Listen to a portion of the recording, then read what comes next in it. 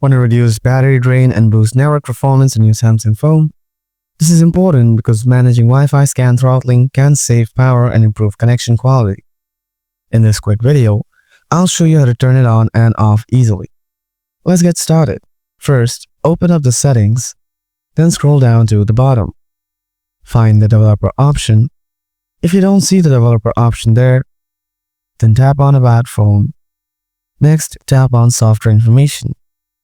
Then tap on Build Number for 7 times, and then go back to the Settings page.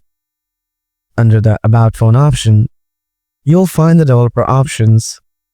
Next, tap on it. Now scroll down slightly. Here, you'll find the Wi-Fi Scan Throttling feature. Now just turn it on. After, if you want to turn off this feature, then just toggle it off. And that's it.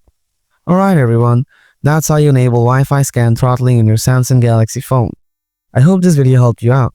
If you did, please hit the like button. If you have any questions, just leave them in the comments below. Thanks for watching, and I'll see you in the next video. Until then, take care.